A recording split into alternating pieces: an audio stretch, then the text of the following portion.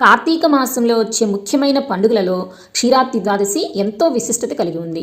కార్తీక పౌర్ణమికి ముందు వచ్చే ద్వాదశినే క్షీరాబ్ది ద్వాదశి అని అంటారు. ఈ రోజున ఉసిరి కొమ్మను విష్ణు స్వరూపంగా భావించి లక్ష్మీ స్వరూపమైన తులసి కోటలో అలంకరించి లక్ష్మీనారాయణులు నెలవై ఉండే తులసి ఉసిరికి వివాహం జరుపుతారు. ఆషాఢ శుద్ధ ఏకాదశి రోజున పాలకడలిలో యోగ నిద్రకు ఉపక్రమించిన శ్రీ మహావిష్ణువు కార్తీక ఏకాదశి రోజునే మేల్కొంటాడనేది పురాణ కథనం.